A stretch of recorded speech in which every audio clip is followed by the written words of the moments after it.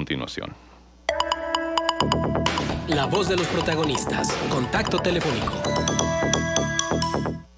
Bueno, nos da muchísimo gusto establecer este contacto con el economista y académico Sergio Negrete Cárdenas, justamente para analizar esta postura del presidente Andrés Manuel López Obrador de que si no hay una garantía de que el dinero se va a aplicar con honestidad, pues entonces no se enviará de parte de la Federación presupuesto para los estados. Sergio, gracias por estar con nosotros. Arturo González y Manuel Cerrato, te saludamos con muchísimo gusto. ¿Qué tal? No, muchísimas gracias, Manuel, Arturo, a los dos, a sus órdenes. Pues no, es una locura esto. Ya me dirán en qué sentido opinar, pero en qué sentido me refiero. Es impresionante, es una tontería descomunal, muy del sello de la casa, vamos a decirlo así, ¿no? Es ya un típico del presidente acusar de corruptelas en manera muy genérica, no dice nada específico, ni siquiera decir, bueno, en tal estado hemos detectado un esquema mediante el cual este dinero de la Federación, en lugar de usarse en no sé qué, se usa en no sé cuánto. Sí. Sí, o tal exacto. persona, o tal gobernador, o tal presidente municipal. Perdón, una disculpa, te interrumpí. Sí, no. Justamente en ese sentido, Sergio, en aras de la austeridad, en aras del combate a la corrupción, claro, en el discurso suena bien, pero ya en términos prácticos tiene que seguir una lógica que a veces no se encuentra. Y sí que es verdad que hay gobernadores que han derrochado, sí que es verdad que hay gobernadores que han endeudado a sus estados, digo, aquí en Coahuila lo sabemos muy bien, pero... Exacto, sí, pero bajo esos criterios, bueno, considerar enviar o no participaciones federales, aparte, ¿cuáles serían esas garantías que pide el presidente de que no va a haber derroche? ¿Qué considera derroche el presidente? Porque si mencionó un ejemplo de un mandatario que quería más presupuesto para monitorear y equipar el tema de la vigilancia en seguridad. Y el presidente consideró eso como un gasto superfluo. Entonces, ¿cuáles serían esos mecanismos de garantía de no derroche y por qué sujetar todo a un criterio, en este caso, del presidente? Sí, bueno, no, es que realmente no hay criterios, son ocurrencias personales del presidente. O sea, eso, a ver, su pretexto es un pretexto para hacerse de dinero, para quedarse con dinero. ¿Por qué destruye la distribución privada de medicamentos? Porque alega corrupción. ¿Por qué destruye el aeropuerto de Texcoco? Porque alega corrupción. ¿Por qué destruye los comedores comunitarios? Porque alega corrupción. ¿Cuándo hay alguna acusación formal contra algún contratista del aeropuerto, alguno de comedores comunitarios, algún distribuidor privado de medicinas? Nunca. ¿Cuándo nombra a alguien? Nunca. Se queda con el dinero, o en su caso va por su proyecto favorito, que era el aeropuerto de Santa Lucía. O sea, es un pretexto, es simple y llanamente un pretexto que nadie se cree, o ya nadie se debería de creer a estas alturas. Porque aparte hay otra cuestión muy real, y es la corrupción del gobierno federal. O sea, tenemos a una persona profundamente corrupta, que es el presidente López Obrador, sus hermanos, sus familiares, sus colaboradores, debidamente documentado, presentado, denunciado en medios, por supuesto, no por su gobierno. O sea, tenemos un gobierno inmensamente corrupto. Ahora, eso no es pretexto para decir que entonces no debe de combatir la corrupción. Obviamente, no es de que, bueno, todos son una bola de corruptos y entonces no puede acusar a otros de corruptos porque él también lo es. No, eso no quita. O sea, no, él podría aún así estar persiguiendo corrupción en otras áreas o en otros segmentos o como sea, pero sí le quita autoridad moral. O sea, lo que lo evidencia es como un cínico, porque una cosa es perseguir la corrupción o alegar que la estás persiguiendo, nunca hacerlo, y al mismo tiempo haber sido evidenciado una y otra vez que lo está haciendo y lo seguirá haciendo como un corrupto. Entonces, tenemos todo un amasijo de contradicciones. Lo que quiere es el dinero, quiere el control sobre los estados, supongo que aquellos que no gobierna Morena, me imagino yo, y lo ve como un mecanismo de presión. Y aparte de todo, ilegal. A mí en este momento, a ver, aclaro que yo no soy abogado, pero no se me ocurre una forma legal en que el presidente pueda romper la ley de coordinación fiscal o la legislación correspondiente y negar la transferencia de recursos previamente legalmente pactada con estados y municipios. No se me ocurre de ninguna manera. Entonces no tiene ni pies ni cabeza, excepto ya el modus operandi tradicional de López Obrador de acuso de corrupción y entonces destruyo, entonces quito, entonces niego el dinero. Detrás de lo del sector eléctrico en estas semanas está lo mismo. Una transferencia de recursos corrupta a generadores privados de electricidad. Bueno, pues entonces se las voy a quitar, voy a destruir el mercado eléctrico y volver a poner a Comisión Federal de Electricidad haga cargo. Perdón, sé que no nos vamos a desviar a la cuestión eléctrica, eso lo entiendo, pero quiero decir que es el modus operandi tradicional del presidente. Acusar, no probar, ni siquiera molestarse en lo más mínimo en sustentar, pero sí hacer lo que se le viene en gana, y en este caso, bueno, no sé cómo lo haría, pero no lo dudo, y no dudo que tuviera el aval del Congreso o lo que fuera, pues finalmente tiene la mayoría legislativa. Entonces, es muy peligroso, pues un modo de proceder personalista, arbitrario, que no tiene realmente ni pies ni cabeza, excepto en el modo de proceder ya, reitero, ya claramente establecido, ya no sorprende. Antes sí esperábamos, ¿no? La denuncia, esperábamos nombres, esperábamos acción contra los presuntos corruptos que anunciaba el presidente, y pues no, ya sabemos que no, ya sabemos que es puro cuento, con tal de lograr ciertos objetivos y quedarse con ciertos presupuestos.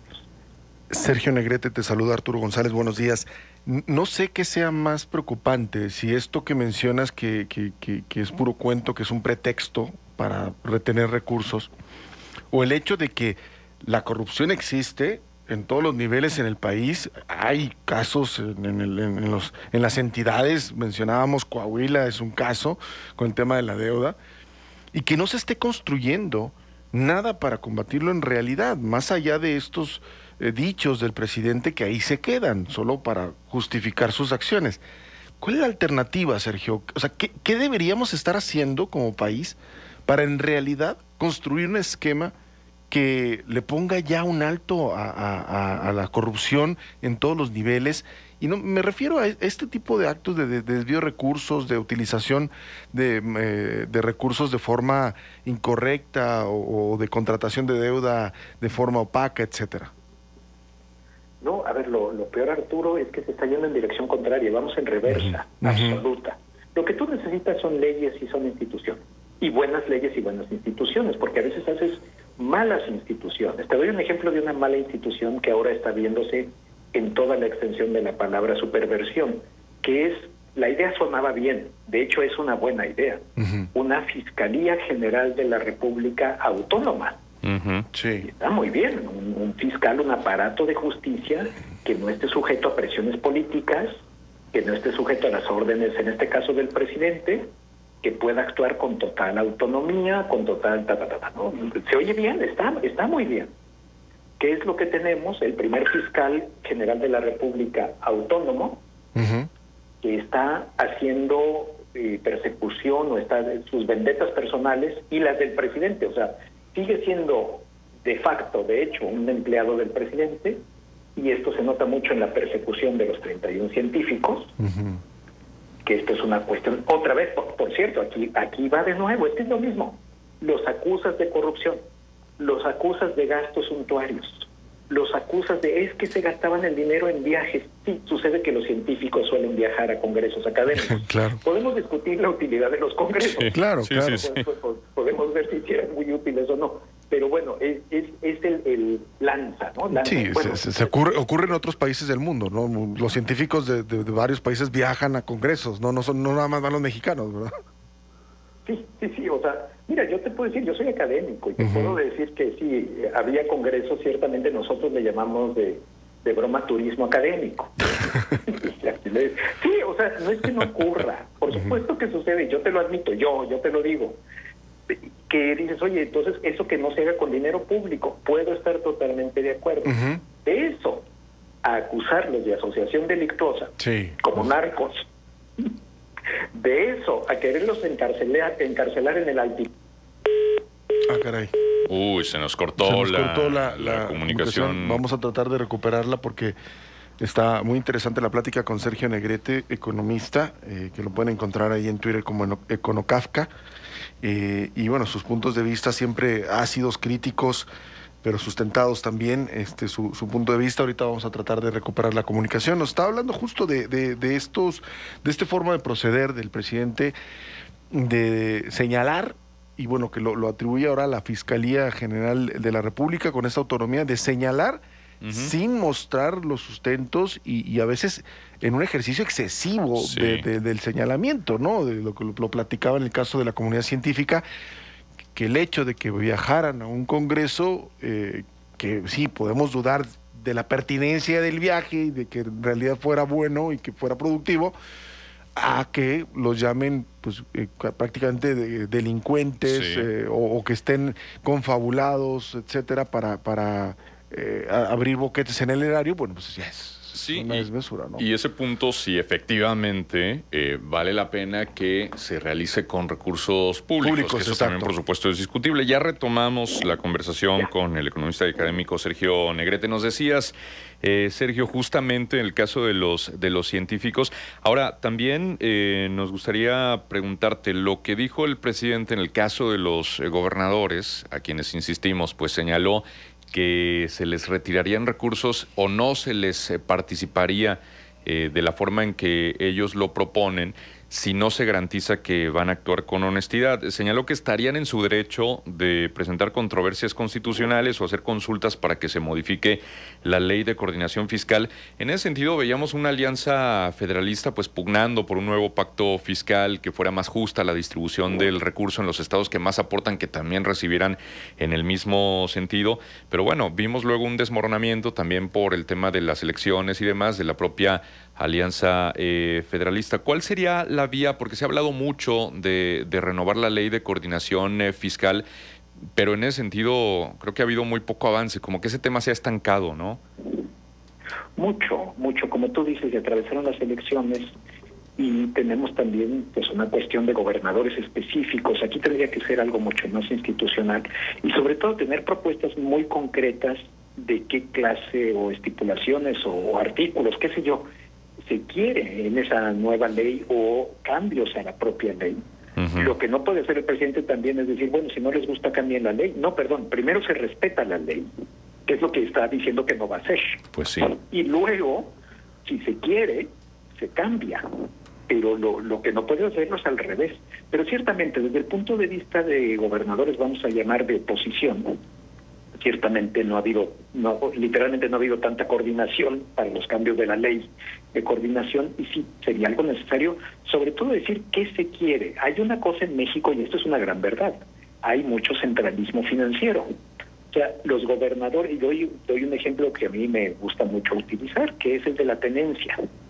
A la hora en que la tenencia se convierte en un ámbito estatal, muchos candidatos a gobernador se ponen a prometer, yo les prometo que si me eligen les quito la tenencia. Exacto, sí. ¿No? Bueno, pues encantados de la vida. Digo, oye, en lo personal yo también, Yo también encantado que me quiten la tenencia. Es como siempre digo el impuesto a la gasolina. A mí tampoco me gusta, pero es un gran mecanismo recaudatorio.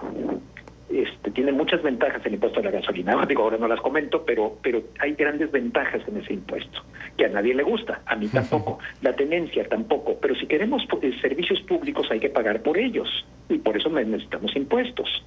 Entonces, a lo que voy es que hay mucha dejadez o irresponsabilidad o pasar la pelota a nivel local, municipal y estatal, a pasársela a la federación. Y cuando la federación sí regresa atribuciones, como fue en el caso de la tenencia, pues tenemos el desgarriate. La verdad es que yo sí soy partidario, por ejemplo, de un impuesto a la tenencia de nuevo federal, en que se recaude, y ese dinero se le entrega a los estados. Pero la cosa aquí es que le pones la obligación a la federación y el ingreso al estado o al municipio.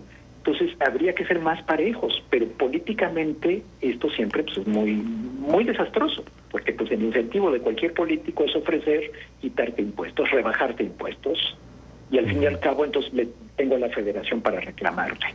Entonces tenemos un desequilibrio profundo en México y una serie de incentivos perversos para que los políticos locales no den cuentas como se debe. Te doy otro ejemplo de autonomía o de presupuestos que muchas veces están muy mal fiscalizados, no sé en el caso de Coahuila, pero hay ejemplos nacionales que son vergonzosos, las universidades públicas.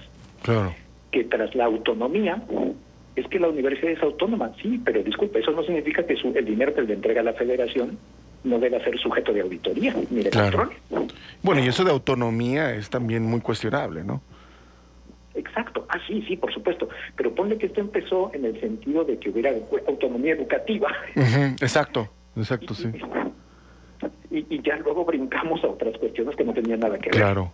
Como es, usted me da dinero, pero no me puede pedir cuentas porque yo soy autónomo. Es como, de nuevo, el fiscal general de la República que ahora tenemos, que ha demostrado ser un hombre totalmente arbitrario y vengativo hasta con su propia familia política, porque tiene encerrada en la cárcel en Santa Marta, Catitla, a su sobrina política, por una vendetta familiar personal. O sea, es esta clase de autonomía. Te digo, las instituciones no son perfectas, muchas veces pueden ser pervertidas.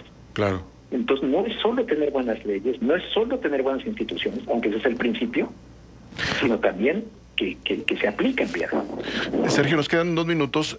Quiero preguntarte también si ves tú que esta declaración del presidente de condicionar la entrega de recursos a que ya no haya derroche en los estados, también no pudiera ser también un mensaje a aquellos gobernadores que están tratando de influir en los diputados federales de su entidad para que voten en contra de la reforma eléctrica. ¿No será un mensaje como decir aguas porque todavía les puedo quitar más recursos?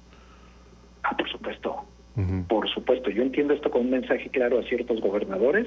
Es decir, cuidadito, porque entonces yo les pego por otro lado. Ustedes me pegan a mí por un lado y yo voy por otro. Por supuesto. Evidentemente que sí, estoy totalmente de acuerdo. Muy bien. En ese sentido, pues el presidente es bastante arbitrario, como suele ser en estas cuestiones. Pues se le entregó mucho poder, se le entregó el poder legislativo y aparte el ejecutivo, y en ese sentido es el antítesis, es el personalismo puro en lugar del uso de las instituciones. Muy bien, Sergio, pues como cada vez que recurrimos a ti desde estos micrófonos, te agradecemos muchísimo la disposición para conversar con nosotros sobre estos temas. No, hombre, si yo siempre encantado de estar con Grem, de estar con ustedes, siempre será un placer. Gracias, Sergio. Al auditorio que nos ha escuchado. Te mandamos un abrazo, Sergio. Muchísimas gracias. El economista y académico Sergio Negrete Cárdenas estuvo con nosotros. Vamos a la pausa porque son ya las 9:46, 23 grados. Regresamos enseguida con más. Contextos. El programa líder en la radio hablada en La Laguna.